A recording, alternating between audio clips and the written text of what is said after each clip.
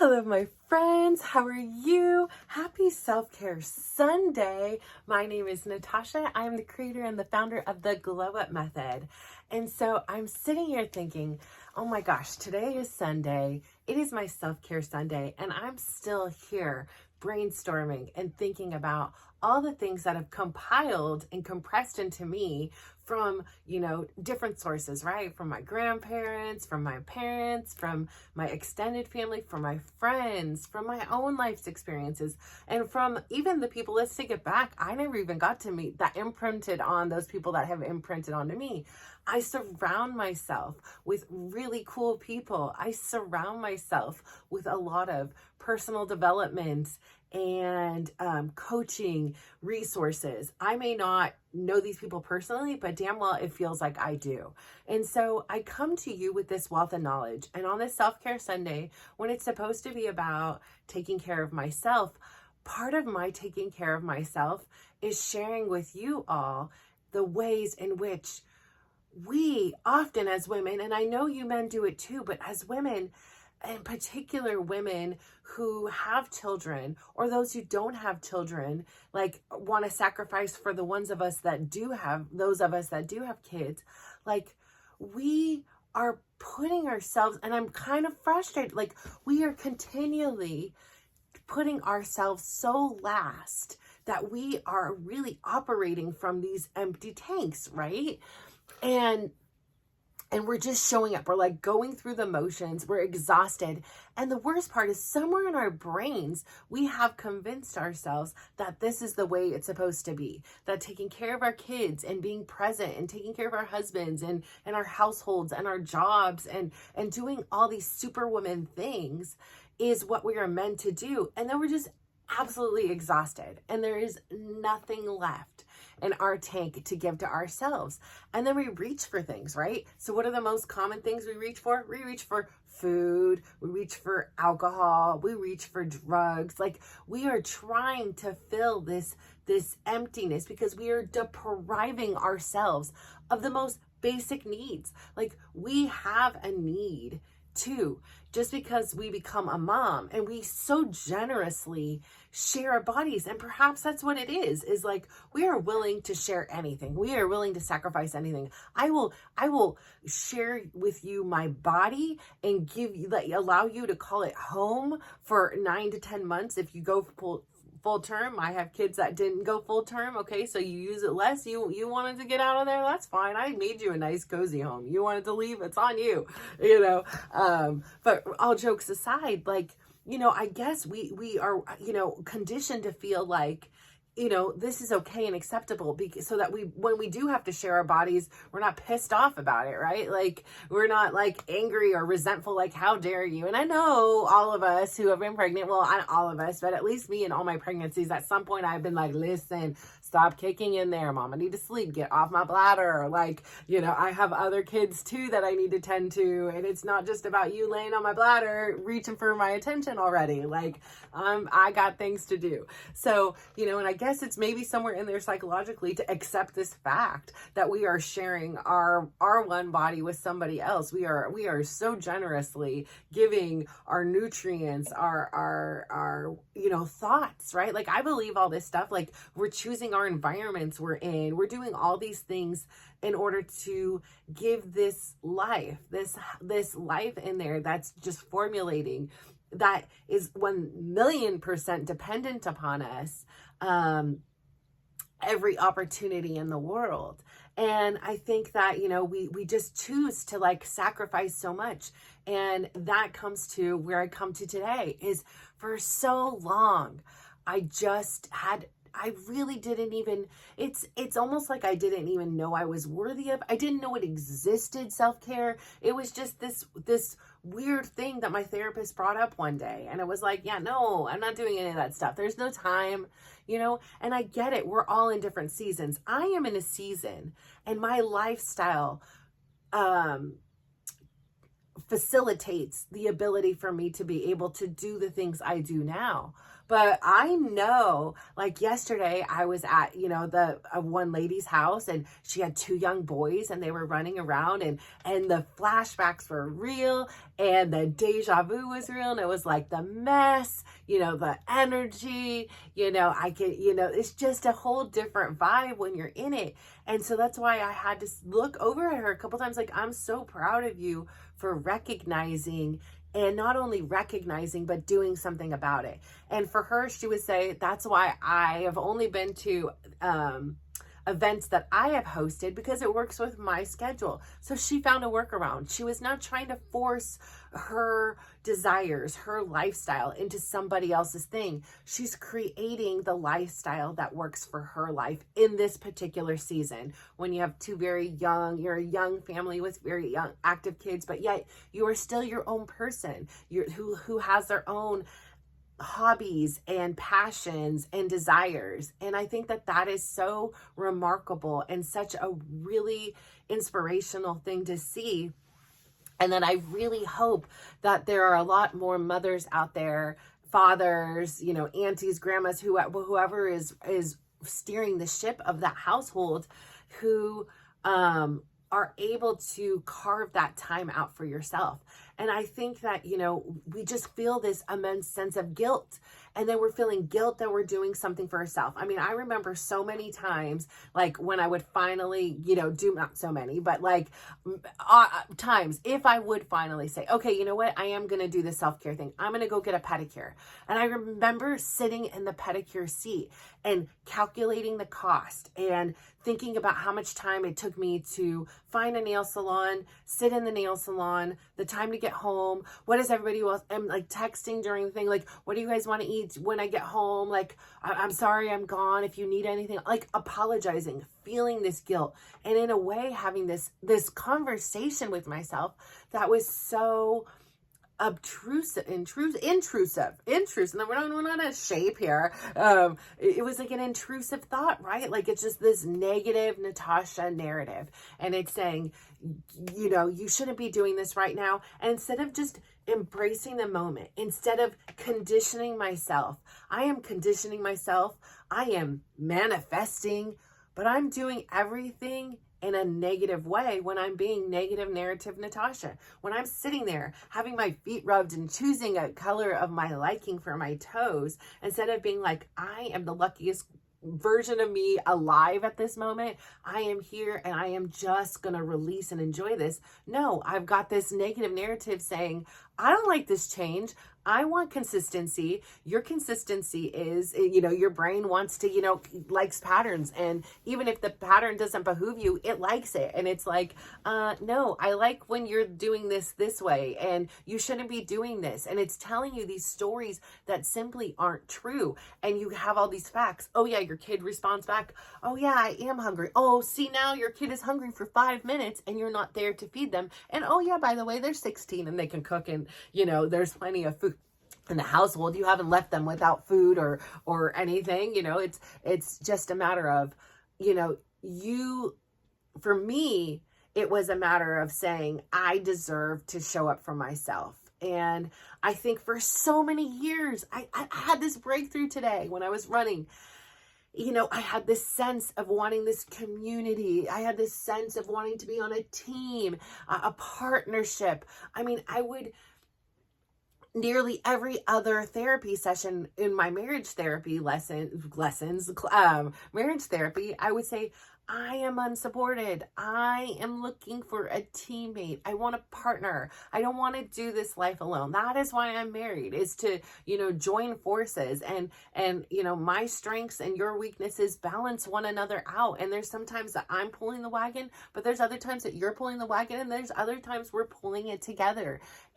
But we are always going in that same direction. To me, that's what a marriage is, what, a relationship is about. And I was like, I'm tired of being partnerless. I'm tired of pulling you along and bringing you here and making the plans. Like, it's just waiting for me to say, well, whatever you want, whatever, and it's like, I wanted this partnership. I wanted this support. I wanted somebody to cheer me on.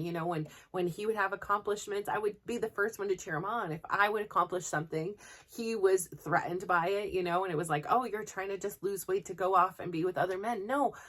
And it was frustrating because that was like my integrity. It was like my why was so solid and my why was so strong, and going out and finding another man was not what it was. And so I found it extremely insulting that not only did he feel that to be true because of his own insecurities, but that was the word he spread about me to other people. And it was like, first off, you never asked me what my why was. And then you created this whole story and you ran with it as if it was fact. And it just made me feel very voiceless and faceless and unseen. And I just, again, was like, this just reiterates, right? Like, I am alone in this thing.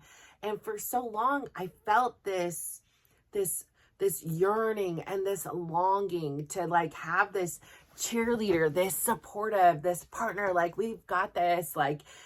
And then I realized today, again, it was just like with the whole, like, love yourself, like all the love I was seeking from somebody else, I had it in me all along. And I realized just today, I'm like, I did like an audible, oh my gosh, hello. I was seeking from me. The only person who was capable of being with me 24/7 in great times and in crisis was me. And I was seeking this person externally to be this person for me, whether it be my parents, my grandparents, my uncle and aunt, my children, my husband, whoever, my friends, my community. But they're not with me at 2 a.m. when I wake up in a crisis, right? And they aren't with me through every moment and every tragedy and every triumph. Yeah, they may hear of some of them, or they may witness some of them, or they may be going through it at the same time in their own way. But I really need to learn how to lean on me. And that is what this journey has been for me. It has been not only understanding what my whys are, what's going on. It's been peeling back the BS. It's been peeling back all the stuff that was like distracting me from the real truth. And the real truth was, I have been for many years my biggest adversary. I can't, am I saying that right? Adversary. This is how we're going to say it today. And I would sit here and have this negative narrative. You're here at the nail salon, you're picking a color and it's like, that color doesn't look good on your skin. You shouldn't be wasting your money. Pick the cheapest thing. Hurry up home. Don't wait for it to dry. All these things that I wasn't worthy of just getting my nails done and enjoying that moment. I was so filled with this fear and this guilt and this scarcity and just this negative thing. I absolutely deprived myself of the basic needs. And I really needed to go to war with those words that were untrue. And I really needed to learn how to challenge those when they come in, because again, this was a right-handed thing. This is me using my toothbrush with my right hand. It is just so natural to come in for that, but it's really challenging and hard to come in it with the left-handed words, right? The left-handed thoughts, the changed behaviors, because sometimes you're so deep into it. Just like I was saying the other day, all of a sudden I was brushing my teeth and I found myself, oh my gosh, I'm using my right hand. I literally reached across the left. I made things actually more complicated for myself in some ways in order to achieve my consistency and my normalcy. And I do all these little mind hack and little things so that my brain gets used to making changes. Making changes is the new baseline. This is the consistency. This is the normalcy, whether it be a big change or a little change. So when the big changes come, I'm not paralyzed in fear. I still hop in every day and I still hate it the same way. My daily dose of dysregulation. And I tell myself, here we go. Okay, the warm part of the shower is done. The hair washing is done. The body washing is done. Letting the hot water, permeate my skin and hit my, spots that are a little bit more tight or tense. And how here we go. And I'm going to hate it. And we're going to do it. And we're going to breathe through it. And I just remember, like, I go back into those moments. I go back into the moments with my son, Tyler, when he was in, those things and having to be strong. And those moments when I wanted to freak the F out on the world because I was so frustrated about what was happening to him. It really gave me this safe place that I am well aware of because I've been practicing it every day to say, yes, this sucks. Yes, this is uncomfortable. Yes, maybe even on some days this is painful, and you absolutely don't want to do that. And you are so right for not wanting to do this. Like, this is not what you planned. This is not what you want to do, but you can do hard things. You can get through this. And so I think that that's such a crucial component. And I think the next crucial component is I feel like we are so conditioned to say, here's all the right things you can do. Here's what you can do. Here's what you can't do, right? And we forget to have the biggest conversation of all. So here's what you can do. Here's what you can't do. Here's what you are doing. Here's what you want to change. But what conversation we should be having, we need to be having, is the most critical conversation of all. The conversation is, what do you tell yourself when you've committed to something? I'm committing myself to using my left hand with my toothbrush. Cool, easy, right? This isn't life-changing, world peace bringing change, but it is change nonetheless. And the thing is change is change. Pain is pain.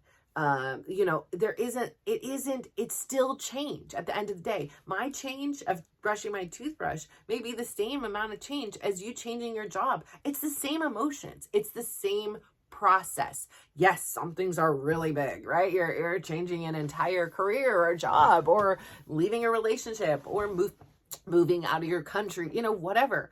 But it's the same thing, and you need to start practice changing on a consistent basis. You can't get complacent because then when you do, the change is challenge. And that's okay. If you are there, you will get there. Just like the change with the steps. And I was under this misconception that I was clocking 10,000 steps a day when I was really clocking about 2,000 a day. If that's the average, that means some days was like 100, maybe 200. And then some days might've been 3,000 or 4,000, we're talking averages here.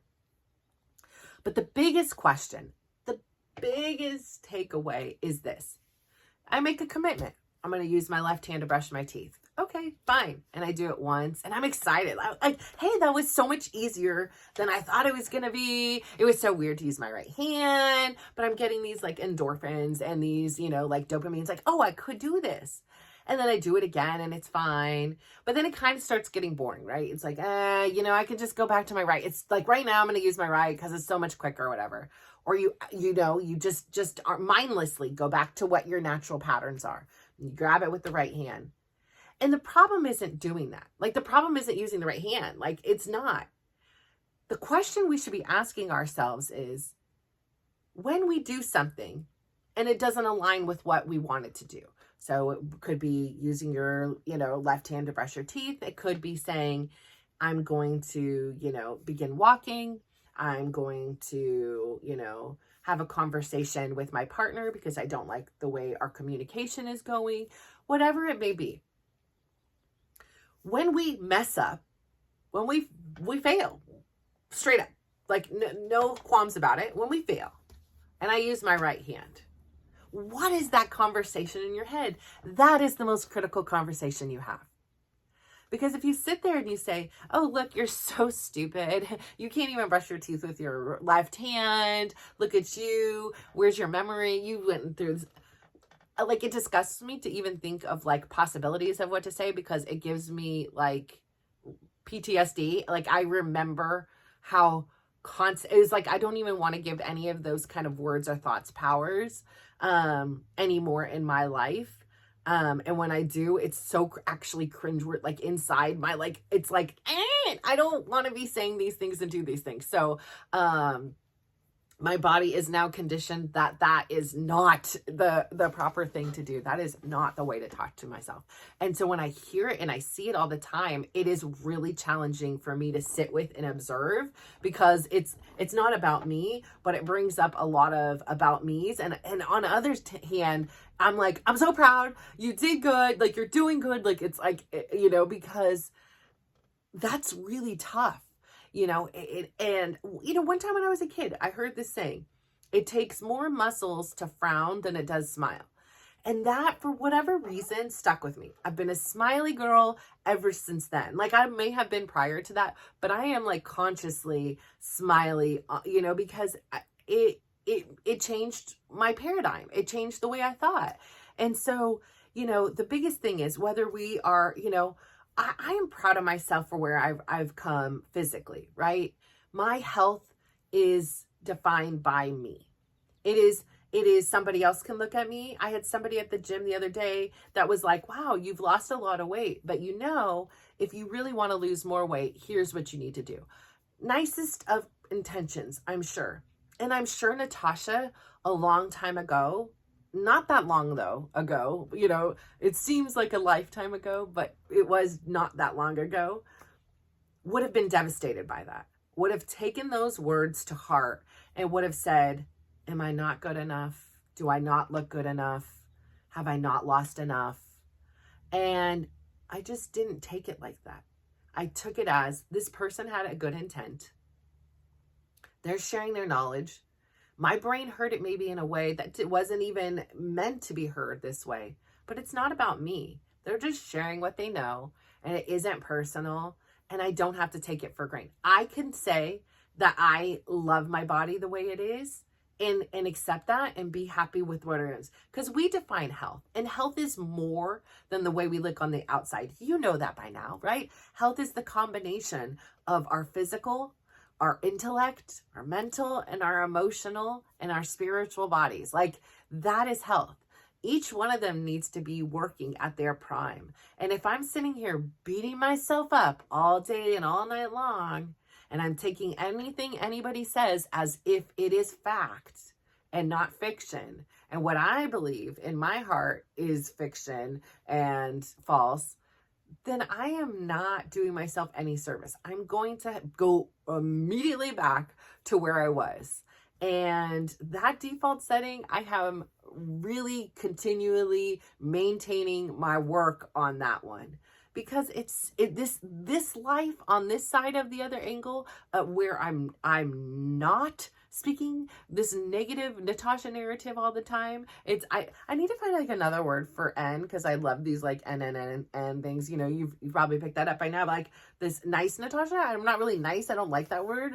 Like, oh, it's nice. Like nice is so nice. It was like one of those words as a kid. They were like, no, we're not using nice. So I need to find like another word. But to fill that in, because that's the difference. And when we mess up, so I am so proud of where I am, but it wasn't like, I did say, okay, no more of this, Natasha, no more one day business. Today is day one. I did say that. That was 1000% true. However, here's the thing. It took a lot of failures to get to that one time. The difference between all those other failures, right? I've tried a lot of different things. I had been a bulimic at a part of my life. I've been anorexic at a part of my life. I've tried diuretics at a part of my life. I have tried, any kind of fad diet. I tried a 1200 calorie diet. I've tried excessive exercising. I've tried protein only. I've tried a lot of things. I've tried just not caring and saying, oh, I don't care, accept me who I am diet. Like, I've tried the, we're going to start tomorrow diet. So I'm going to binge eat today, and oh wait, tomorrow didn't come. So I'm going to binge eat some more until I start again next tomorrow. And I've tried them all. I've tried weight loss programs, like loosely. I've never really like signed up for like a Weight Watchers or a Jenny Craig or any of those other things, but I've tried a lot of things. I've never done any medications, too afraid of that stuff. but I have like, tried a diet shake or whatever, like, so I've done things. I'm still frugal and cheap. So there's that line that like goes into, I'm not going to spend a lot of money, but I'll do the research and figure out what, I'll figure out for free what you guys are all paying for, and have done those things. And again, at the end of the day, the why wasn't there. The why wasn't there. The self-love wasn't there. The self-support was not there. And none of that was there the day I started, except for the why and the belief. There was just something different. For some reason, for me, the wake-up call was the unison of like the universe working. It was a picture my daughter took that I didn't believe was me. It was time, right? So the stars all had aligned this time, this particular time. I had time. I wasn't just taking care of everybody else. They were kind of self-sufficient in here, besides some meals or board games that we would do, or chit-chatting, whatever. They didn't depend on me the same way they had depended on me prior, which gave me time to depend on myself, to learn how to show up for myself, right? And then somebody told me, you deserve to be happy too. And just hearing that, again, from this external force that was not a part of my day-to-day life, and I've probably something I heard a million times before, but whatever reason, all the stars had aligned at that time and was like, nope, that's it. No more. I had this vision of my grandma, my grandkids. It was just everything collided at once and conspired with me to make this happen. But that doesn't mean that I didn't fail every single other time leading up until to now. And so our past failures are not predictors of our future successes. And that is so true. Because again, I would have never imagined. And when I started this journey, I didn't believe this could happen. Otherwise, I would have documented it the whole way. If I would have believed this would happen, I would have tossed out the clothes long time ago. It had to come in phases. The self-love came in a phase. The self right now came today. How many years later to know that, hey, you've always had that partner you've sought, that tribe member, that everything you've wanted. It's you. I am a combination at any moment of my past, my future, and my present. I am not alone. I have the wisdom of everybody else around me that I can pick and choose from and put it into my life. This is my health. This is my lifestyle, and that is yours. And yours is so uniquely yours. But I want you to know that if things are hard, that's okay. You can do hard things. Now don't push yourself to excess where you're bleeding to death over here. We are doing this in a gentle, kind, nurturing, loving way. It is about reprogramming. It is catching. It is first acknowledging that, hey, yeah, hi, my name is Natasha. I am a bully. I have bullied myself for 47 years. That's huge. That is honest. We sit here and we get this no bullying, no nothing. And I think, you know why?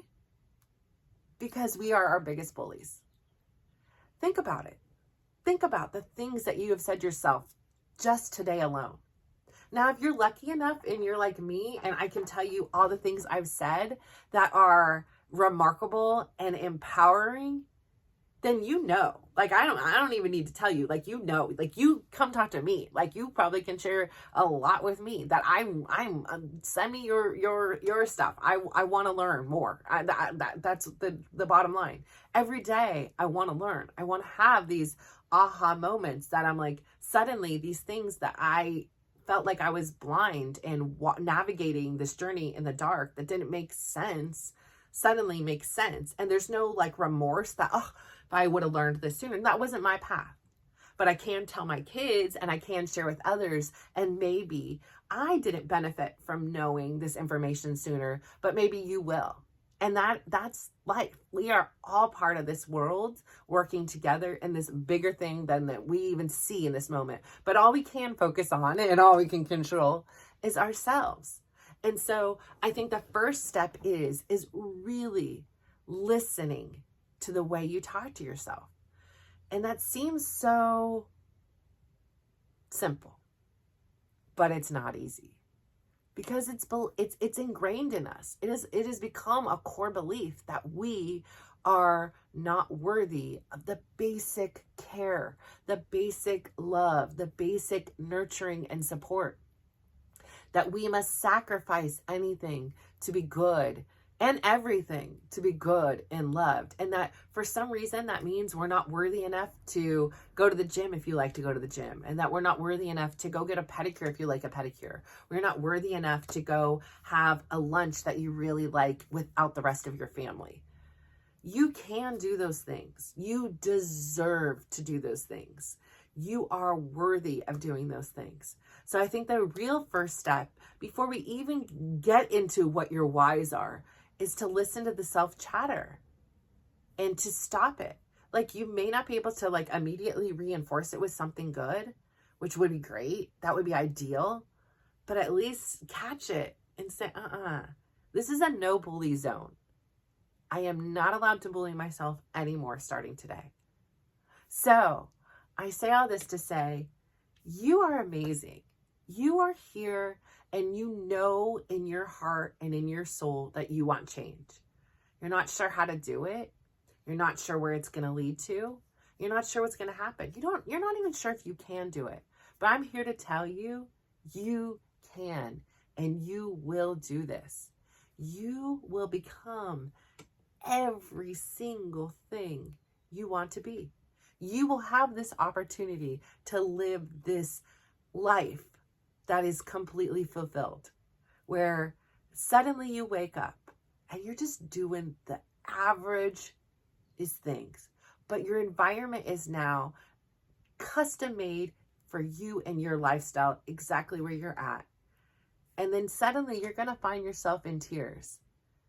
And you're just going to be so grateful for the most basic things of your life, that you woke up, you have the power to use your body, you still have your intellect with you, you have really recognition over your emotions, your spirituality is in check, and you are striving and working in unison for this common dream and goal of your life, to live a healthy life defined by you. So I say all this to say thank you so much for tuning in on this Self-Care Sunday. Please go out there today. Number one, make this a no bully zone. Take care of yourself. I love you. I appreciate you. You spending time with me and your energy with me is so appreciated. I am so grateful for you. I really hope something here has made an imprint on your life. And if not yours, somebody else's. So thank you so much for tuning in. And if you could just do me one favor today, go out there, give somebody a big smile, give them a compliment, and just watch how they glow up. So thank you.